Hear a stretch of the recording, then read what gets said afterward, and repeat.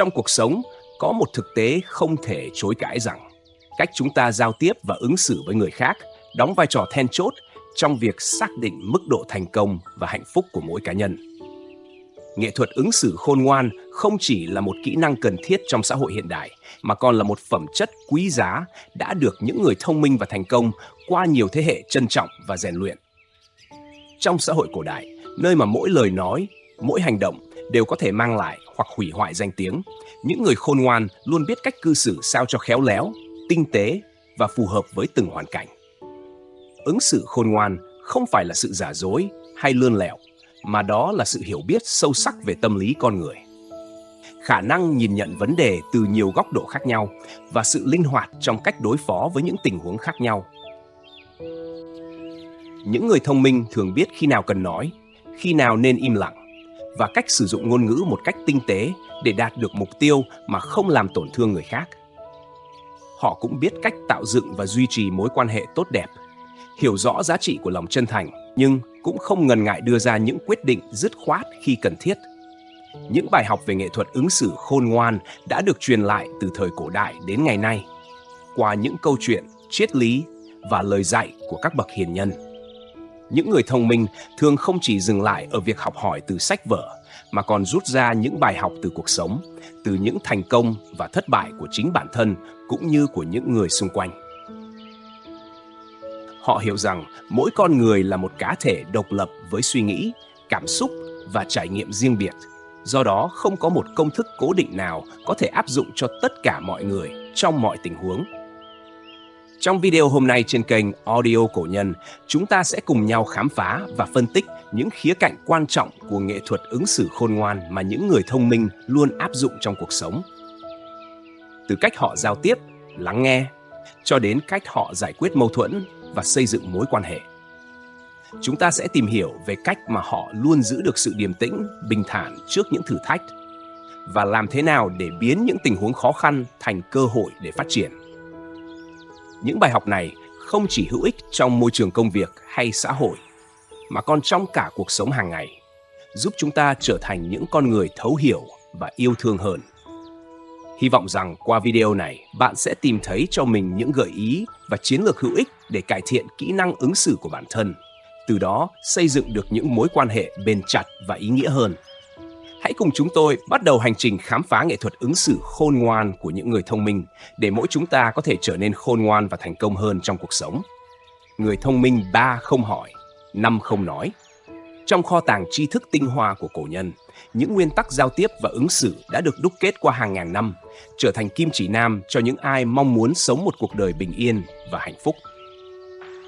Những lời dạy này không chỉ giúp ta giữ gìn mối quan hệ tốt đẹp với mọi người, mà còn bảo vệ bản thân khỏi những rắc rối không đáng có. Người thông minh hiểu rằng sự khôn ngoan không chỉ nằm ở việc biết điều gì cần nói, mà còn ở việc biết khi nào nên im lặng. Dưới đây là những nguyên tắc vàng mà người xưa luôn tuân thủ. 3 không hỏi. 1. Không liên quan đến bạn, đừng hỏi. Trong một cuộc trò chuyện, nếu ai đó gặp phải một câu hỏi khó, họ thường sẽ tìm cách chuyển đề tài. Người khôn ngoan sẽ tinh ý nhận ra và hợp tác để tránh đi sâu vào chủ đề đó. Tuy nhiên, có người lại không biết giữ ý tứ, vồ vập hỏi, khiến đối phương rơi vào tình huống khó xử. Đừng hỏi những điều người khác không muốn chia sẻ, vì biết quá nhiều về người khác không phải lúc nào cũng tốt. Hãy nhớ điều này để trở thành một con người văn minh, lịch sự. Tương lai bất định, không hỏi. Người Trung Quốc có câu, muộn thành phát đại tài. Ý muốn nói đôi khi im lặng, không khoa trương là cách tốt nhất để bảo vệ lợi ích của mình. Đối với những việc chưa rõ trong tương lai, tốt nhất không nên hỏi quá nhiều, chỉ cần âm thầm nỗ lực. Sự vội vàng thăm dò chỉ khiến mình thêm lo lắng, tâm trạng bị nhiễu loạn và công việc khó chuyên tâm. 3. Truy cứu tới cùng, không hỏi. Trong học tập, hỏi tới cùng là điều tốt, nhưng trong cuộc sống, việc truy cứu tới cùng đôi khi làm tổn thương tình cảm. Nước trong không có cá, người quá tò mò không ai muốn kết giao. Đào sâu vấn đề chỉ càng làm vết thương lớn hơn. Đôi khi, giả ngốc và mắt nhắm mắt mở lại là cách bảo vệ bản thân. Với những điều người khác không muốn bạn biết, đừng hỏi tới cùng, hãy để mọi thứ tồn tại trong vùng xám của nó. Không nói, một lời vô nghĩa, không nói. Lời nói không sắc bén nhưng có thể giết chết một con người. Người thông minh không nói những điều vô ích, không để lãng phí thời gian của mình và người khác. Mỗi lời nói ra đều có giá trị như vàng ngọc, không nên phí phạm vào những điều vô nghĩa. 2. Điều thầm kín trong lòng, không nói. Hãy giữ lại 30% sự thần bí về con người của bạn. Không cần phải thể hiện hết con người mình, bởi khi không còn gì bí ẩn, bạn sẽ trở nên kém hấp dẫn. Đừng dại dột thổ lộ hết lòng mình, vì bạn chẳng biết ai thật sự tốt và ai chỉ đang giả vờ đồng cảm. 3. Lời ca thán, không nói. Người luôn phàn nàn về cuộc sống thường không có bạn bè, vì những lời than phiền chỉ khiến mọi người cảm thấy mệt mỏi. Người khôn ngoan sẽ chọn cách nhìn nhận mọi thứ với cái nhìn tích cực thay vì đổ lỗi cho hoàn cảnh. 4. Lời giả dối, không nói. Giả dối không bao giờ có thể trở thành sự thật. Lời nói dối dù được mỹ hóa đến đâu cũng sẽ bị lộ. Mỗi lần nói dối, bạn đánh mất sự tin tưởng từ người khác. 5. Lời khoác lác, không nói. Người thông minh không bao giờ khoác lác hay chém gió. Họ không tùy tiện hứa những điều ngoài khả năng của mình. Người thực sự thông minh không cần khoe khoang để giữ sĩ diện, vì họ biết rằng sĩ diện hão không mang lại giá trị thực sự. Không phải lời nào cũng nói, không phải việc gì cũng hỏi. Khi bạn học được cách ngậm miệng đúng lúc, đó là lúc bạn nắm bắt được trí tuệ đời người. Người thông minh có 4 điều không nói với người khác: đúng sai của người khác, bệnh từ miệng mà vào, họa từ miệng mà ra. Lời nói của người xưa luôn là nhắc nhở sâu sắc về tầm quan trọng của lời nói, bởi nó có thể ảnh hưởng đến các mối quan hệ và cuộc sống của bạn. Mỗi cá nhân đều có những trải nghiệm và lý do riêng đằng sau hành động của họ, dù đúng hay sai. Đánh giá hời hợt mà không thấu hiểu là biểu hiện của sự thiếu tôn trọng và thiếu suy nghĩ. Thay vì tập trung vào sai lầm của người khác, hãy hướng đến những điều tích cực. Khen ngợi khi họ làm tốt, chia sẻ kinh nghiệm để giúp đỡ thay vì chỉ trích. Hãy tôn trọng sự riêng tư của người khác và tránh chia sẻ những chuyện chưa được phép. Luôn giữ thái độ tích cực, thấu hiểu và bao dung với mọi người. 1. Thu nhập của bạn đừng tiết lộ. Việc tiết lộ thu nhập có thể kích thích những cảm xúc xấu xa trong bản chất con người. Trên thế giới này, mọi người đều theo đuổi lợi nhuận và tiền bạc luôn là một chủ đề nhạy cảm. Ham muốn giàu có tồn tại ở mọi thời đại, dẫn đến sự ghen tị và oán giận. Nếu thu nhập của bạn thấp, có thể bị khinh thường; nếu cao, dễ gây ghen tị. Thay vì thảo luận trực tiếp, hãy tránh đề cập đến nó hoặc nói một cách mơ hồ. 2. Mâu thuẫn gia đình không nên công khai. Người khôn ngoan hiểu rằng trong nhà chưa tỏ, ngoài ngõ đã tường không bao giờ là điều tốt. Khi gặp mâu thuẫn, chán nản, nhiều người có xu hướng trút bầu tâm sự lên bạn bè để tìm sự an ủi. Nhưng dù bạn bè có tốt đến đâu, họ vẫn là người ngoài và khó có thể hoàn toàn đồng cảm. Tiết lộ chuyện gia đình có thể gây tổn hại, ảnh hưởng đến cả gia đình. Chuyện gia đình nên giải quyết trong nhà hoặc tìm sự giúp đỡ từ chuyên gia tư vấn, không nên đánh đổi sự riêng tư để lấy sự cảm thông nhất thời. 3. Thành tựu cá nhân không nên khoe khoang. Những cây cao trong rừng sẽ bị gió mạnh quật ngã đầu tiên. Người xuất sắc nếu không kiềm chế được sự tự tôn và để phù phiếm lấn át sẽ dễ khơi dậy sự bất mãn, thù địch từ người khác. Khoe khoang thành tích không chỉ thể hiện sự thiếu tôn trọng mà còn gây tổn thương cho mối quan hệ xung quanh. Người thích thể hiện thường ích kỷ, tạo ra cảm giác vượt trội bằng cách khơi dậy sự ghen tị của người khác. Khi bạn bè xa lánh, việc khoe khoang trở nên vô nghĩa. Những lời nói thiếu cân nhắc có thể khiến bạn rơi vào tình huống bối rối, thậm chí tổn thương. 4. Nói về đúng sai của người khác. Nói chuyện đúng sai về người khác không chỉ hủy hoại danh tiếng của chính bạn, mà còn có thể khiến người khác tức giận, gây tổn thương cho bạn. Việc tiết lộ đời tư có thể làm trầm trọng thêm mâu thuẫn gia đình, tạo cơ hội cho người khác chống lại bạn. Khoe thành tích cá nhân có thể gây tranh chấp và gia tăng sự ghẻ lạnh trong mối quan hệ. Trong cuộc sống hàng ngày, dù mối quan hệ có tốt đến đâu, bạn cũng cần hiểu rằng lòng người rất nhạy cảm và bóng tối của bản chất con người không nên chạm đến. Học cách im lặng và tôn trọng người khác, bạn sẽ tránh được những rắc rối không đáng có, duy trì tình bạn quý giá và bảo vệ chính mình. Những lời dạy thâm thúy của cổ nhân giúp bạn khôn ngoan hơn từng giờ. Nếu bạn mong đợi người đời sẽ tử tế với mình, chỉ vì bạn tử tế với họ, thì cũng giống như mong đợi một con sư tử không ăn thịt bạn, chỉ vì bạn không ăn thịt nó. Cuộc sống vốn dĩ không công bằng, hãy học cách thích ứng. Nếu có ai đó nói xấu hay phán xét bạn dù không biết gì về bạn, đừng buồn, hãy nhớ rằng chó sủa khi gặp người lạ. 1. Nếu ai đó làm chậm bước chân của mình, hãy nhẹ nhàng rẽ sang hướng khác. Người không biết quý trọng mình thì không đáng để mình tiếp tục cho đi tình bạn hay tình yêu, vì cuối cùng người bị tổn thương nhiều nhất sẽ là bạn và sẽ không có ai xót xa cho bạn. 2. Hãy học cách sinh tồn như hoa dại. Hãy sống mạnh mẽ trong mọi hoàn cảnh khắc nghiệt, ngay cả khi người đời cho rằng bạn không thể làm được. Trong cuộc sống, phải hiểu thế nào là cao cấp. Dù suốt đời không có tiền để mua những thứ thể hiện đẳng cấp, hãy luôn nhớ rằng nếu không cao về tài sản, hãy cao về thẩm mỹ. 3. Hạnh phúc là đơn giản. Khi đói, ăn là hạnh phúc. Khi khát, uống là hạnh phúc. Khi mệt, ngủ là phúc. Khi nguy hiểm, an toàn là phúc. Tuy nhiên, cũng có một mặt khác. Ăn để chống đói thì không ăn là hạnh phúc. Uống quá no thì không uống là hạnh phúc. Ngủ đủ thì tìm việc để làm là hạnh phúc. 4 người tán tụng cũng là người nói xấu. Những kẻ thích tán tụng người khác cũng là những người sẵn sàng nói xấu sau lưng. Họ có thể ngợi ca trước mặt, nhưng ngay khi quay lưng đi, sẽ không ngần ngại đâm sau lưng. Loại người này ban đầu có thể được lòng người khác, nhưng sớm muộn gì cũng sẽ bị bại lộ bản chất, vì cái kim trong bọc lâu ngày cũng lòi ra. 5. Người có khí phách không vì năm đấu gạo mà khom lưng. Họ tự làm tự ăn, không đi cầu xin một cách đê hèn, càng không sử dụng thủ đoạn để có được công danh và tài lộc. Họ luôn kiên định với niềm tin của mình, sống thanh bần vui với đời, tận hưởng những thú vui tao nhã. 6. Hãy biết đặt cái tôi sau người khác, nhưng đừng chạm vào tự ái của ai. Che đi cái xấu, cái dở và tán dương cái hay, cái đẹp của người khác. Một người rộng lượng, không ích kỷ sẽ làm được như thế một cách vô tư. 7. Người thông minh tỏ ra thông minh là thường, nhưng người thông minh biết ẩn mình là kẻ khôn khéo. Bí quyết để tránh tai vạ là sống khiêm nhường, âm thầm cống hiến mà không màng uy danh. Đó là cốt cách của người hơn người. 8. Giàu và nghèo đều có hai mặt. Vật chất và tinh thần. Có người giàu có về vật chất nhưng lại nghèo khó về tinh thần. Vì thế trong cuộc sống hàng ngày vẫn không tránh khỏi phiền muộn. Ngược lại, có người nghèo về vật chất nhưng lại giàu có về tinh thần, làm được việc mình yêu thích và tìm thấy niềm vui trong chính cảnh nghèo của mình. Quỳ Cốc Tử, bậc thầy ngoại giao đa mưu. Quỳ Cốc Tử là một nhân vật kỳ tài trong lịch sử Trung Hoa, được công nhận là thủy tổ của Tung Hoành Gia, một học phái thái thiên về nghệ thuật ngoại giao xuất hiện trong thời kỳ chiến quốc. Ông không chỉ là một nhà ngoại giao đa mưu túc trí mà còn là sư phụ của nhiều đệ tử tài giỏi. Trong những kinh nghiệm ông để lại, có 3 công thức giao tiếp quý giá.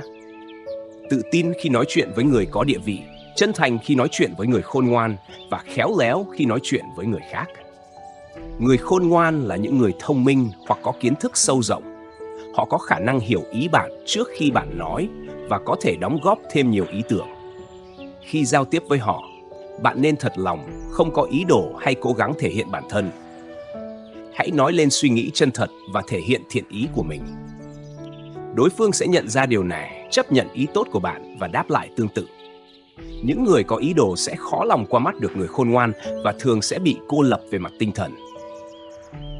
Công thức thứ 3. Tránh xa tiền bạc với kẻ tiểu nhân. Tiểu nhân không chỉ là những người trong thương trường mà còn là những người có quan hệ làm ăn, công việc trong cuộc sống. Dù không thích, bạn vẫn phải giao du với những người này. Trong tình huống đó, bạn chỉ có thể cẩn trọng từng lời nói và hành động, đặc biệt không nên đề cập đến tiền bạc hay lợi ích. Điều này có thể khiến tiểu nhân ganh ghét hoặc tìm cách lợi dụng bạn để mưu cầu lợi ích cho bản thân. 3 lời dạy trên được rút ra từ kinh nghiệm cuộc sống. Nếu bạn học thuộc 3 công thức này và áp dụng vào cuộc sống, bạn sẽ dần tiến bộ hơn trong cách giao tiếp hàng ngày. Trí tuệ của người xưa sẽ giúp bạn trở thành một bậc thầy trong nghệ thuật giao tiếp. Nghệ thuật nói chuyện của người quân tử. Người quân tử không lỡ trần, không thất sắc, không lỡ miệng. Trước mặt người khác, họ luôn cử chỉ cẩn trọng, dung mạo và lời nói đoan chính, trang trọng, không nói lời sai trái và không nói những lời không đáng nói. Người biết cách nói chuyện là người cẩn thận trong lời nói, hành vi và nét mặt, không nói những điều không nên nói, không làm những việc không nên làm và không tỏ thái độ không đáng có. Đây là tu dưỡng của người quân tử. Sự thành bại trong cuộc sống nhiều khi quyết định bởi việc người ta có nói đúng lời đúng lúc hay không. Một việc công không nên bàn riêng vì công sự bất tư nghị, Việc chung của mọi người thì không thể bàn luận riêng. Nếu bàn luận riêng sẽ bị hiểu nhầm là mưu đồ cá nhân. Người biết nói chuyện không chỉ nói lời nên nói mà còn phải biết nói nơi thích hợp. Khổng Tử nói, bất tại kỳ vị, bất mưu kỳ chính. Nghĩa là không ở vị trí đó thì không bàn luận về công việc ấy. Không ở trong quan phủ thì chớ bàn việc quan phủ, không ở chốn công đường thì chớ bàn việc công đường.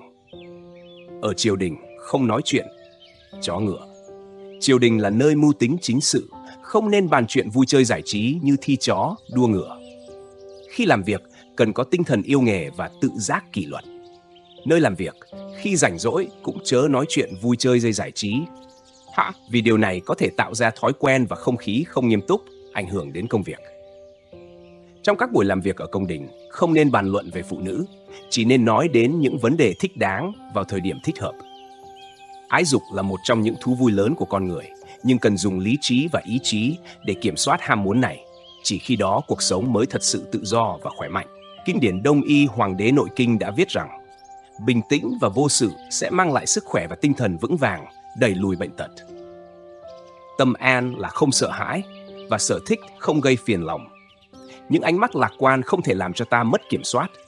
Những người sống đến 100 tuổi mà vẫn khỏe mạnh là vì họ không dám nghĩ quá nhiều về những chuyện phiền toái. Ở quan nói chuyện quan, ở phủ nói chuyện phủ. Tại mỗi nơi làm việc, lời nói và hành động đều phải hợp lý và phù hợp với hoàn cảnh. Quán, phủ, khố, triều đều là những nơi làm việc công cộng. Hãy biết điều chỉnh và phù hợp với vị trí của mình. Sử dụng lời nói để duy trì mối quan hệ tốt đẹp giữa con người với con người. Ở nơi làm việc, hãy nói về công việc. Trong đám tang không nên nói chuyện vui, tế lễ không nói chuyện dữ. Trong lễ tang không nên bàn đến những chuyện vui vẻ hay đùa cợt. Trong các nghi lễ tế cũng không nên nói đến những chuyện không lành mạnh, tiêu cực. Hãy tránh nói quá nhiều và tránh những lời thiếu tôn trọng đối với người đã khuất và gia đình họ. Hãy nói nhỏ, di chuyển chậm rãi và kiềm chế, thể hiện sự tôn trọng và cởi mở của bạn. Những vấn đề quan trọng trong ngôn hành. Nói nhiều, nói lớn nhưng lại thiếu hành động thường không mang lại kết quả gì. Người xưa rất coi thường những ai thuộc loại này. Trong cuộc sống và công việc, nên nói ít, chất phác và khiêm tốn, tránh khoe khoang. Một người bề trên không đề cập thì mình không nên bàn luận. Khi nói chuyện với bậc bề trên, cần để họ chủ động dẫn dắt câu chuyện, không nên tự ý đưa ra vấn đề để tỏ lòng tôn kính họ. Chỉ khi tôn kính người khác, mình mới nhận lại được sự tôn trọng. Điều này không có nghĩa là phải nói gì làm nấy, hoặc a dua theo người khác, mà vẫn cần giữ vững quan điểm riêng của mình, chỉ không chủ động đưa ra vấn đề. Tuy nhiên, khi cần thỉnh giáo, hoàn toàn có thể khiêm tốn xin được chỉ bảo. Khổng Tử, một bậc thánh nhân, cũng từng khiêm tốn học hỏi từ cậu thiếu niên hạng thắc, gọi cậu là thầy. Hầu chuyện người bề trên. Khi người bề trên hỏi, cần đợi họ nói xong rồi mới trả lời, không được cắt ngang lời họ. Điều này cũng áp dụng khi giao tiếp với người khác để biểu thị sự tôn trọng. Dù có quan điểm khác biệt hoặc đối phương nói nhiều khiến mình sốt ruột, cần nhẫn nại lắng nghe khi đối thoại với người bề trên. Người có tu dưỡng đạo đức thể hiện sự khác biệt chính ở chỗ này. Nói chuyện với người quân tử. Nếu không xem xét tình hình mà trả lời một cách tùy tiện, điều đó không hợp với lễ nghĩa. Khi nhiều người cùng hầu chuyện bậc trưởng giả hay người quân tử, cần quan sát và đợi người khác trả lời trước, không nên vội vàng tranh giành trả lời. Nếu không ai trả lời, thì mình mới đáp. Lời nói cần xuất phát từ trái tim, chân thành, đúng lúc, đúng chỗ. Khi nói chuyện với người bề trên, nếu chưa đến lượt mình mà đã lên tiếng, thì đó là hấp tấp. Nếu không quan sát sắc mặt người khác mà nói, có thể dễ dàng nói bừa hoặc gây tổn thương cho người khác. Điều cần nói mà không nói thì lại là che giấu. Người có tu dưỡng đạo đức nên lời nói và hành vi đường hoàng, chính trực, nhưng cũng khiêm tốn, đúng mực. Khương Tử Nha dạy cách ăn nói của người quân tử. Khương Tử Nha có một câu danh ngôn nổi tiếng trong Thái Công Kim Quỹ. Khi ông khuyên nhủ Chu Vũ Vương, nhiều lúc cần phải ngậm miệng lại, cũng cần phải dùng ngôn từ cẩn thận. Câu nói này đã được lưu truyền đến ngày nay, nhắc nhở chúng ta rằng khi nói chuyện cần thận trọng với lời nói của mình. Qua nhiều thời đại, những người thành công đều rất chú trọng đến nghệ thuật ăn nói. Và ngay cả Khổng Tử cũng từng nói rằng cần thận trọng trong lời nói và nhạy bén trong hành động. Tai họa từ miệng mà ra, nói năng không cẩn thận không chỉ làm tổn thương người khác mà còn tự chuốc lấy phiền phức cho chính mình. Vì vậy, những người có tu dưỡng sẽ không mở miệng nói những lời thiếu cơ sở, không thao thao bất tuyệt, không phóng túng hay khoe khoang về bản thân. Người thông minh dùng đầu óc để suy nghĩ trước khi nói, thay vì chỉ sử dụng cái miệng. Trước mỗi cuộc trò chuyện, bạn nên suy nghĩ kỹ về những gì nên nói, không nên nói khi nào và nói như thế nào. Bạn biết đấy, mỗi lời nói ra có thể mang lại thành công, nhưng cũng có thể hủy hoại bạn. Vì vậy, như cách ta không ăn uống tùy tiện, thì cũng không nên nói năng thiếu cơ sở. Trong cuộc đời này, con người cần giữ lời nói sắc bén gây tổn thương cho người khác và đặt ra một tiêu chuẩn ứng xử cho bản thân. Đó là quy tắc trọng yếu trong việc đối nhân xử thế. Tại sao người quân tử không tranh cãi với tiểu nhân? Người xưa có câu, nước sâu thì dòng chảy chậm, người tôn quý thì nói năng từ tốn. Chúng ta học nói chỉ mất 2 năm, nhưng học im lặng lại mất cả đời. Khổng Tử có một học trò thích tranh luận. Một ngày nọ, khi đến thăm Khổng Tử, học trò này gặp một người đứng ở cổng. Người này ngăn lại và hỏi, nghe nói thầy của ngài là Khổng Thánh Nhân, học vấn của ngài chắc phải rất cao. Vậy thì 1 năm có bao nhiêu mùa? Nếu ngài trả lời đúng, ta sẽ quỳ lạy ngài. Nếu sai, ngài phải bái lạy ta. Học trò suy nghĩ rồi trả lời, xuân, hạ, thu, đông có 4 mùa. Người kia cãi lại, sai, 1 năm chỉ có 3 mùa. Học trò cảm thấy kỳ lạ, nói, rõ ràng là 1 năm có 4 mùa, tại sao người lại nói là 3 mùa? Lúc đó Khổng Tử đi ra, người khác hỏi Thánh Nhân, xin ngài phân xử, 1 năm rốt cuộc có mấy mùa? Khổng Tử nhìn người kia và nói, 3 mùa. Người kia hài lòng quay sang học trò của Khổng Tử và nói, ngươi đã nghe rõ chưa? Người kia cười và rời đi sau khi nghe lời Khổng Tử. Học trò của Khổng Tử thắc mắc, thưa thầy, 1 năm rõ ràng có 4 mùa, sao thầy lại nói là có 3 mùa? Khổng Tử đáp, con không thấy người đó là một con châu chấu sao? 1 năm châu chấu chỉ sống qua 3 mùa, xuân, hạ và thu, nên nó không biết mùa đông. Tranh luận với nó chỉ là lãng phí thời gian, không bao giờ có kết thúc. Học trò hiểu ra rằng tranh cãi với người không cùng cảnh giới là việc vô ích. Lão Tử đã nói, thiện giả bất biện, biện giả bất thiện. Nghĩa là người thiện lành không thích tranh luận, còn người tranh luận thì không phải là thiện. Sự tu dưỡng và trưởng thành trong cuộc sống không thể hiện qua lời nói hay tranh biện, mà qua hành động. Từ xưa đến nay, chân lý không cần phải tranh luận để khẳng định. Kẻ tiểu nhân thường nghĩ rằng liên tục tranh luận là cách khẳng định chân lý của họ. Nhưng thực tế, chân lý không thuộc về ai mà là nguyên tắc của vũ trụ. Người quân tử tập trung vào việc tu dưỡng tâm hồn để hiểu biết chân lý và đạt đến sự viên mãn. Ngược lại, kẻ tiểu nhân với tư duy hẹp hòi lại thích tranh luận với người khác. Trong Đạo Đức Kinh, Lão Tử viết, đạo của bậc thánh nhân là làm mà không tranh, và một trong 3 nguyên tắc cao nhất của Phật giáo là nhẫn, tức là không tranh luận. Đây mới là cách tu dưỡng cao nhất trong cuộc sống. Khi còn trẻ, Phú Bật bị người đi đường mắng chửi. Người khác nói với ông, họ đang mắng cậu đấy. Phú Bật chỉ cười đáp, có lẽ họ đang mắng người khác. Người kia nói thêm, nhưng họ gọi tên cậu mà. Phú Bật bình thản trả lời, có thể họ mắng người khác cùng tên với tôi. Sau khi nghe phản ứng của Phú Bật, người mắng ông cảm thấy hổ thẹn và xin lỗi. Phú Bật hành động như một người quân tử, không tranh biện với kẻ tiểu nhân. Điều này không phải là nhát gan, mà là không để tâm vào những chuyện nhỏ nhặt, tránh xa những cuộc tranh cãi vô bổ. Người xưa nói, người thông minh nhưng khiêm nhường mới là người sáng suốt. Trong Luận Ngữ, Khổng Tử dạy rằng, quân tử thực vô cầu báo, cư vô cầu an, mẫn vu sự nhi thận vu ngôn. Nghĩa là người quân tử không cầu ăn no, không cầu an nhàn, hành động thận trọng, nhưng lời nói thì ít. Thêm vào đó, quân tử dục nột vu ngôn nhi mẫn vu hành, tức là nói ít nhưng hành động nhanh nhạy. Người xưa đánh giá phẩm chất của người quân tử dựa vào hành động, không phải lời nói.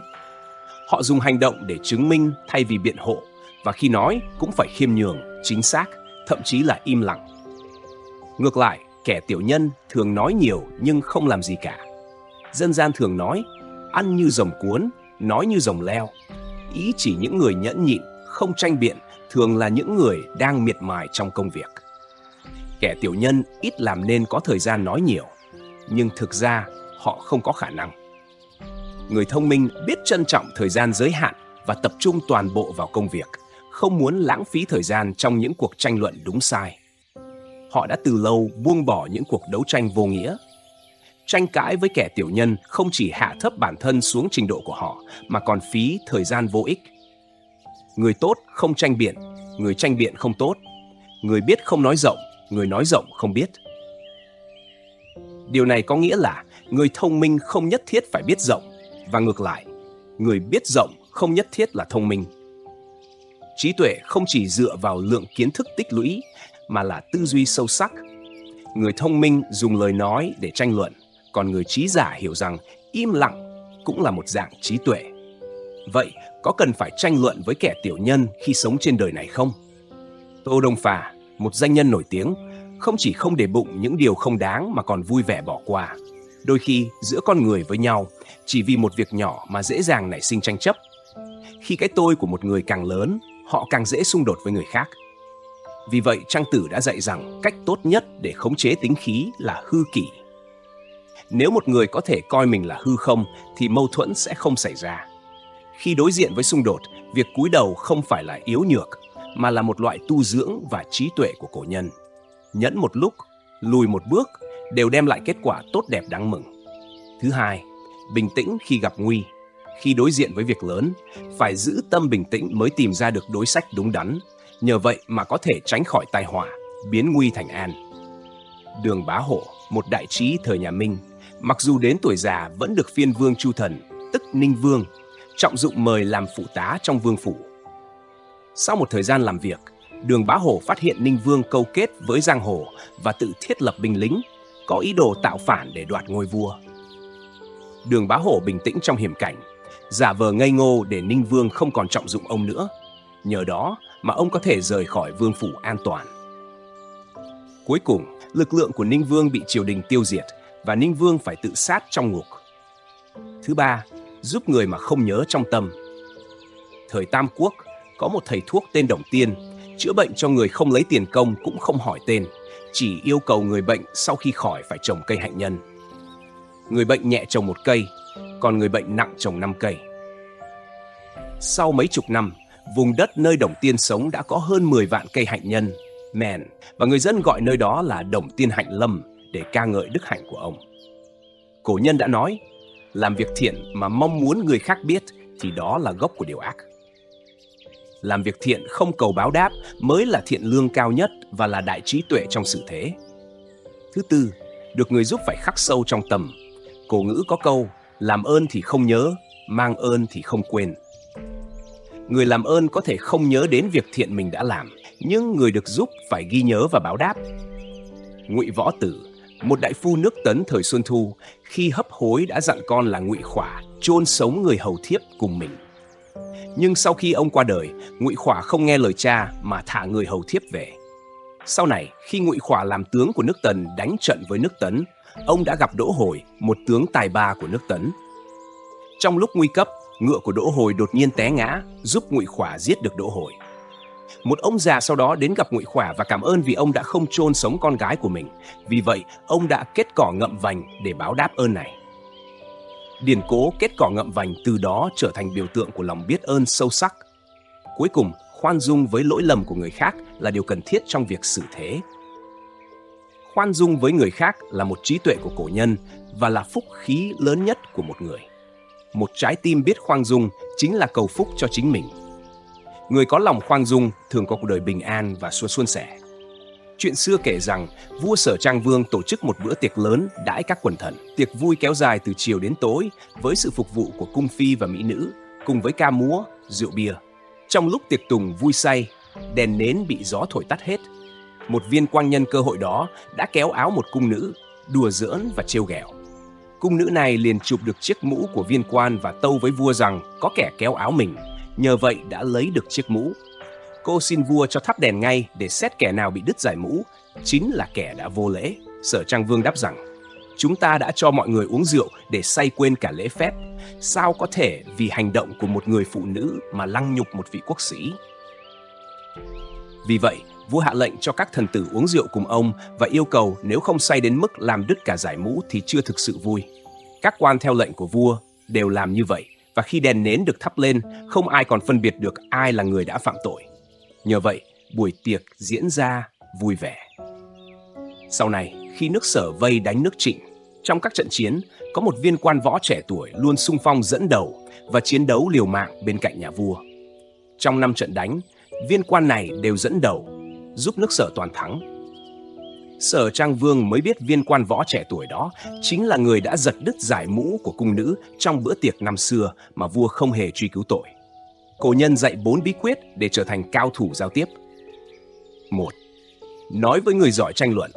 Khi giao tiếp với người có tài ăn nói tốt, bạn cần nắm rõ điểm mấu chốt của vấn đề và không nên vòng vo.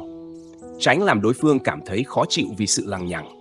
Hãy đi thẳng vào trọng điểm và tập trung vào vấn đề chính để họ có thể đưa ra quyết định sớm nhất.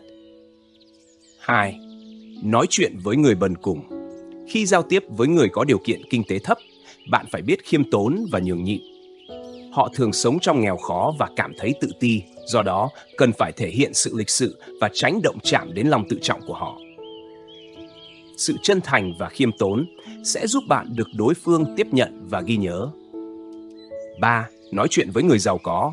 Đối với những người giàu có và quyền lực, tránh xu nịnh vì điều đó chỉ làm họ hoài nghi bạn. Hãy thể hiện cốt cách và khí thế của mình, không nên để lộ mục đích tư lợi. Sự chân thành và khả năng nhận thức đúng mức nghiêm trọng của vấn đề sẽ giúp bạn đạt được mục tiêu và xây dựng mối quan hệ tốt đẹp. 4. Nói chuyện với kẻ tiểu nhân. Kẻ tiểu nhân thường hành động dựa trên lợi ích cá nhân và không từ bỏ bất kỳ lợi lộc nào. Khi giao tiếp với họ, bạn cần đưa ra các điều kiện có thể mê hoặc họ hoặc thao túng tâm lý của họ trước khi bị họ điều khiển. Ngôn từ là tấm danh thiếp đầu tiên của bạn, có thể giúp người khác hiểu về bạn một cách sơ bộ và trực diện. Hãy ghi nhớ 4 câu của Quỷ Cốc Tử để có thể thay đổi tình thế, tiến thoái linh hoạt và trở thành người giao tiếp giỏi, mở rộng mối quan hệ một cách khéo léo. Nghệ thuật giao tiếp thông qua cách ăn nói tinh tế là cánh cửa mở ra sự kết nối giữa con người với nhau, giúp chúng ta tiếp cận thế giới của nhau. Xem xét những người thành công trong môi trường xã hội, nghề nghiệp hoặc tình yêu. Họ luôn có khả năng diễn đạt suy nghĩ của mình một cách hấp dẫn, khiến người khác chấp nhận và đồng ý với quan điểm của họ. Những người có tài ăn nói biết cách sử dụng từ ngữ để thu hút sự chú ý. Tuy nhiên, kỹ năng này không phải ai cũng có sẵn từ thiên phú, mà thường đến từ quá trình rèn luyện và tích lũy kinh nghiệm. Giao tiếp cũng giống như bất kỳ kỹ năng nào khác, đòi hỏi sự học hỏi liên tục và tích lũy kiến thức. Những người thành thạo trong giao tiếp cần rút ra bài học từ mỗi trải nghiệm và không ngừng cải thiện bản thân bằng cách quan sát cách người khác diễn đạt. Mục đích của giao tiếp là để người khác hiểu bạn hơn và từ đó tạo ra niềm tin. Nếu bạn từ chối giao tiếp với người khác vì cho rằng họ không hiểu bạn, điều đó chỉ chứng tỏ bạn chưa thấu hiểu giá trị của giao tiếp. Các nhà báo và người dẫn chương trình đều là những chuyên gia về ngôn ngữ. Tuy nhiên, nhiều người trong số họ, ngay cả khi còn nhỏ, cũng cảm thấy mình không có khả năng giao tiếp. Nguyên nhân đơn giản là vì họ nhận ra điểm yếu của mình trong giao tiếp và đã nỗ lực để cải thiện kỹ năng này. Abraham Lincoln, một nhân vật vĩ đại trong lịch sử Mỹ, thường bị chế nhạo vì khuyết điểm trong giao tiếp trước khi bước vào sự nghiệp chính trị. Tuy nhiên, thông qua việc luyện tập hàng ngày, ông đã vượt qua khó khăn và trở thành một nhà diễn thuyết xuất sắc. Lincoln không chỉ là một luật sư giỏi, mà còn là một nhà lãnh đạo vĩ đại. Từ câu chuyện của Lincoln, chúng ta học được rằng khả năng giao tiếp không phải là bản năng, mà có thể được phát triển thông qua nỗ lực và quyết tâm. Để trở thành người giao tiếp thành công, chúng ta cần liên tục rèn luyện, không bao giờ tự mãn và không ngừng khám phá những khía cạnh mới của kỹ năng này. Đặc biệt, đối với những người trẻ, việc phát triển kỹ năng giao tiếp từ sớm sẽ giúp họ nhanh chóng thích nghi với môi trường xã hội và có lợi ích cho sự nghiệp sau này. Hillary Clinton, được biết đến là một trong những ứng viên tổng thống Mỹ có khả năng giao tiếp tốt nhất, là một ví dụ điển hình. Hillary nhận ra sức mạnh của giao tiếp từ khi còn trẻ và đã nỗ lực rèn luyện kỹ năng này thông qua việc tham gia vào các hoạt động thảo luận, học hỏi từ những người giỏi hơn và không ngừng tìm kiếm cơ hội để phát triển kỹ năng giao tiếp. Điều này không chỉ giúp Hillary thành công trong sự nghiệp chính trị, mà còn mở ra nhiều cơ hội mới trong cuộc sống của bà. Qua những cố gắng và nỗ lực, Hillary đã chứng minh rằng bất kỳ ai cũng có thể trở thành một diễn thuyết viên tài năng. Vì vậy, hãy nhớ rằng bất kỳ ai cũng có thể phát triển kỹ năng giao tiếp của mình thông qua việc rèn luyện và nỗ lực không ngừng. 10 câu nói kinh điển về cách đối nhân xử thế của cổ nhân. Đối nhân xử thế có thể thu phục lòng người thông qua cách nói chuyện và giao tiếp. Đây là một trong những bài học quan trọng trong cuộc đời. Những người học và thực hành được điều này cũng là người biết đặt mình vào vị trí của người khác, từ đó có thể đối xử với người khác bằng thiện ý. Khổng Tử từng giảng rằng, để đạt được mức đối xử với người bằng lòng nhân từ, trước tiên phải tu sửa bản thân. Mỗi người cần không ngừng nâng cao sự tu dưỡng đạo đức và cảnh giới tư tưởng của chính mình, luôn nói những lời tốt đẹp trong bất kỳ hoàn cảnh nào. Cuộc sống có lúc nghèo nàn hay giàu có, nhưng con người cần biết đủ với mình và không chạy theo dục vọng. Khi giao tiếp với những nhân sĩ có tri thức, bản thân sẽ học được tri thức từ họ. Chính vì vậy, ta cần cẩn thận lựa chọn bạn bè, lựa chọn lời nói và hành động. Cần nêu cao tiêu chuẩn đạo đức và làm theo nguyên tắc đối xử ở đời, giữ vững tấm lòng trong sạch và thiện tâm với người khác. Điều này cũng thể hiện việc trân quý sinh mệnh con người, nhận ra rằng phú quý không thể làm mê loạn tư tưởng và nghèo nàn cũng không thể thay đổi phẩm chất. Thường ngày, bản thân phải có phẩm cách vững vàng để không bị khuất phục trước bất kỳ khó khăn nào. Tăng Quảng Hiển có câu: phùng nhân thả thuyết tam phân, thỏa vị khả toàn phao nhất phiến tâm. Nghĩa là khi gặp nhau và trò chuyện, chỉ nên tiết lộ 3 phần cảm xúc, phần còn lại nên giữ lại cho mình. Trong giao tiếp, không nên nói hết mọi suy nghĩ trong lòng. Cần phải giữ lại một phần, chỉ nên nói 3 phần là đủ. Không nên nói dài dòng vì có thể sẽ gây hiểu lầm. Khi giao tiếp, phải cẩn thận, không nên để lại ấn tượng xấu. Đây chính là đạo lý của việc giữ miệng và cân nhắc lời nói. Có 2 điều mà người quân tử có thể lĩnh hội là đạo đức và nghĩa vụ, trong khi điều mà kẻ tiểu nhân có thể lĩnh hội chỉ là lợi ích. Người xưa có câu: quân tử dụ ư nghĩa, tiểu nhân dụ ư lợi. Nghĩa là người quân tử hiểu rõ và áp dụng đạo đức, trong khi kẻ tiểu nhân chỉ quan tâm đến lợi ích. Chữ dụ ở đây có nghĩa là hiểu rõ và lĩnh hội. Cụ thể, người quân tử hành xử dựa trên đạo nghĩa, còn kẻ tiểu nhân chỉ tính toán lợi ích và hại. Lợi ích ở đây chủ yếu là tiền bạc và của cải, trong khi nghĩa là các giá trị đạo đức vượt lên trên lợi ích vật chất như chính nghĩa. Người quân tử hành động dựa trên nghĩa, nghĩa là đặt giá trị đạo đức lên hàng đầu và cân nhắc trước khi quyết định hành động.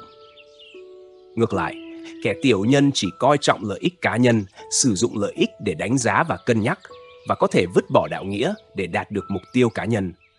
Họ luôn nghĩ đến việc có lợi ích gì, có thể kiếm được gì từ việc mình làm.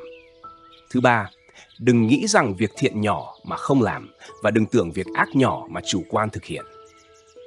Trong Tam Quốc Chí có câu: vật dĩ ác tiểu nhi vi, vật dĩ thiện tiểu nhi bất vi.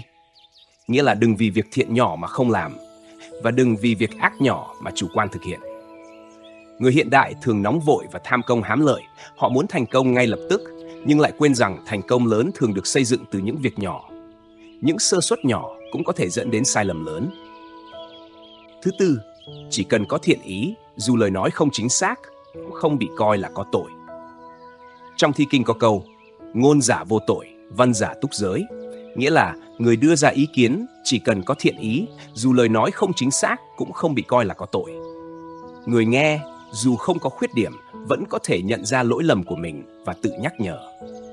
Cần phải cảnh giác với những người không thân thiết nhưng lại nói như người thân thiết. Trong Hậu Hán Thư có câu: giao thiển ngôn thâm, quân tử sở giới. Nghĩa là những người có giao tình không sâu nhưng lời nói lại giống như người thân thiết, người quân tử nên cảnh giác với hành vi này. Thứ năm, yêu thương và trân quý bản thân cũng như yêu thương và trân quý người khác là cảnh giới cao nhất của việc làm người. Câu dĩ ái tâm ái nhân, tắc tận nhân có nghĩa là yêu thương bản thân và người khác một cách chân thành. Người quân tử thường thản nhiên và thư thái, trong khi kẻ tiểu nhân thường lo lắng và ưu sầu. Trong Luận Ngữ có câu: quân tử thản đáng, tiểu nhân trường thích. Nghĩa là người quân tử thì thản nhiên và thư thái, còn kẻ tiểu nhân thì thường xuyên lo lắng và khổ sở. Người quân tử giữ tâm trạng bình thản trước mọi khó khăn và xử sự với người khác bằng lòng nhân tử, trong khi kẻ tiểu nhân lo lắng và so đo quá nhiều, thường bị dục vọng và lợi ích dẫn dắt, dẫn đến tình trạng lo lắng và sợ hãi. Cuối cùng, người quân tử hòa hợp với người khác, còn kẻ tiểu nhân tâm không thể hòa hợp. Trong luận ngữ có câu: quân tử hòa nhi bất đồng, tiểu nhân đồng nhi bất hòa. Nghĩa là người quân tử có lòng bao dung, hòa hợp với mọi người, nhưng vẫn giữ vững đạo nghĩa của mình. Họ giúp đỡ lẫn nhau và không a dua hay phụ họa. Trong khi đó, kẻ tiểu nhân thường mưu lợi dựa vào quyền lực và luôn ôm lòng hại người để đạt được lợi ích cá nhân. Về bề ngoài, họ có vẻ đoàn kết, nhưng thực tế lại âm thầm công kích nhau.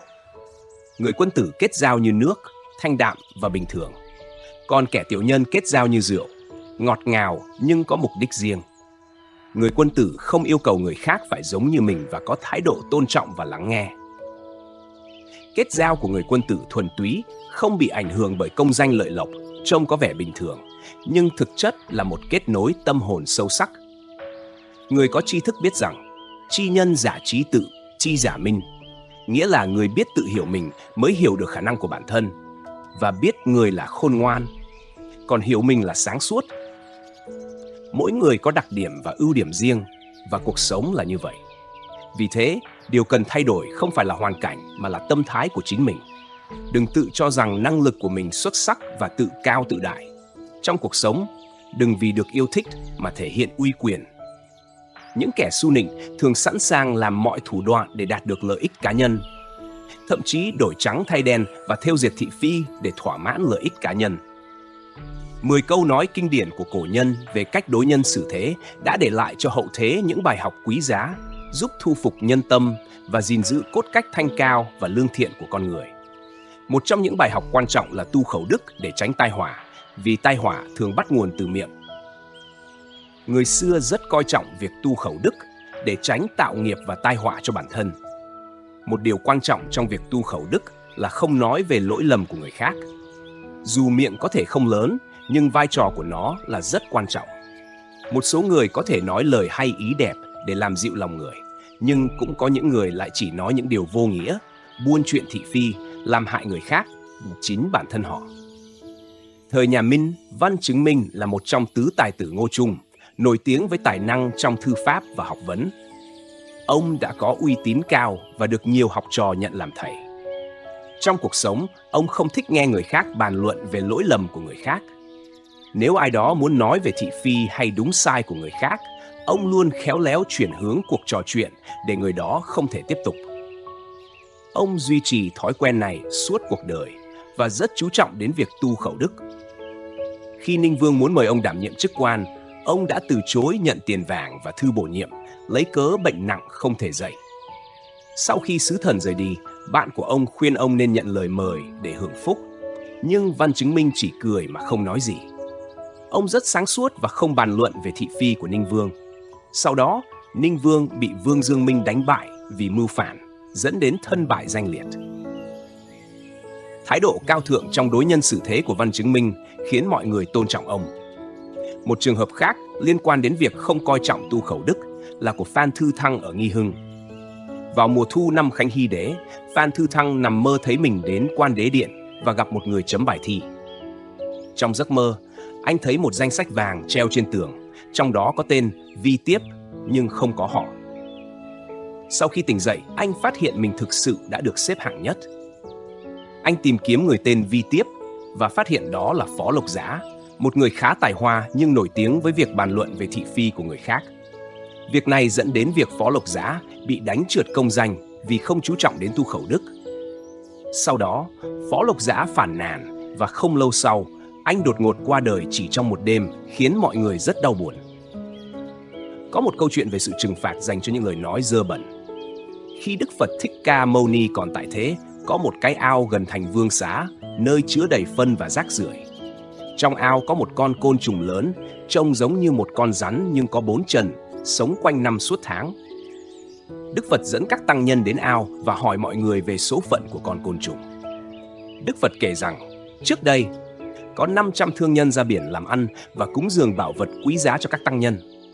Tuy nhiên, Ma Ma Đế, người quản lý tài sản, đã chiếm đoạt tất cả và lăng mạ các tăng nhân.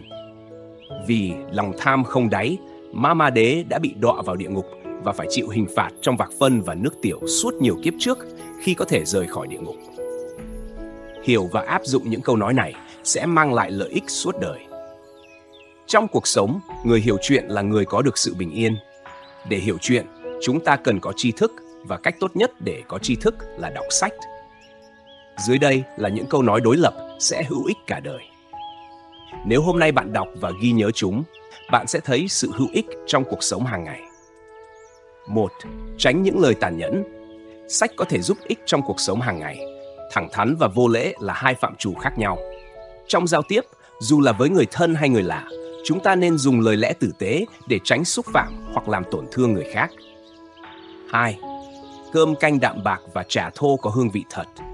Cửa sổ sáng sủa là nơi ở an toàn. Nếu bạn có thể bình tĩnh, nhìn lên bầu trời mỗi ngày, ngắm mây bay và nghe mưa rơi, mỉm cười với trăng mùa thu và gió mùa xuân, bạn sẽ đạt được trạng thái tinh thần thoải mái và rộng mở trong thế giới phàm tục đầy nhung nhớ. Nếu bạn có thể coi của cải và danh vọng như sương sớm, coi quyền thế như mây trên trời, thì tâm hồn bạn đã đạt đến trạng thái tĩnh lặng và yên bình. 3. Cười nhẹ với thế gian. Im lặng trước người đời là một đức tính quý giá. Như người ta thường nói, không ai hoàn hảo và cũng không có quả dưa nào hoàn hảo. Vì vậy, chúng ta không nên khoét sâu vào lỗi lầm của người khác, không nên cười chê những vấn đề phù phiếm của cuộc sống, và không nên tìm tự do bằng cách so sánh đúng sai và phân biệt đối xử. Thiền sư Từ Thụ, một vị cao tăng đời Tống, đã từng nói, đừng bàn luận về khuyết điểm hay ưu điểm của người khác. Nếu bạn có thể kiềm chế lưỡi miệng và giữ im lặng, cuộc sống của bạn sẽ được yên bình. 4. Chịu đựng và lòng vị tha.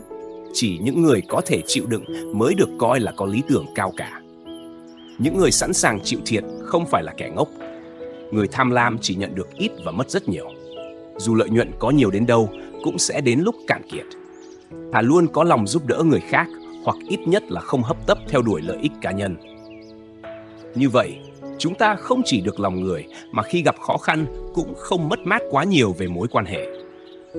Khi mối quan hệ được xây dựng trên nền tảng tốt đẹp, tương lai sẽ luôn rạng rỡ phía trước. Điều quan trọng là có lý do cho thành công và thất bại. Quả đắng hôm nay là hậu quả của quá khứ, nỗ lực hôm nay là vốn đầu tư cho ngày mai. Mặc dù trăng không phải lúc nào cũng chiếu sáng, nhưng mùa xuân sẽ lại về. Mọi thứ trên thế gian đều phù du và không thể đoán trước. Cuộc sống không luôn theo đúng kế hoạch, nhưng luôn có con đường phía trước để chúng ta tiến tới. 5. Đừng nói quá nhiều trước mặt một con vẹt. Hãy cẩn thận với những kẻ xấu. Như người ta thường nói, bạn không thể cùng một lúc đánh bại kẻ xấu và tự bảo vệ mình. Khi gặp gỡ ai đó, bạn chỉ nên nói ít và thận trọng. Hãy nhớ rằng nhiều lời nói có thể mang lại tai họa. 6. Quân tử không mượn rượu để nói. Một quân tử đích thực không dùng rượu làm cớ để nói, mà là người biết rõ giá trị của bản thân. Nhiều người uống rượu và nói ra những điều không hay, kết quả là lời nói trở thành họa. Vì vậy, hãy cố gắng tiếp xúc ít với những người như vậy. Một số người mù quáng vì lợi ích cá nhân và quên đi lòng trung thành.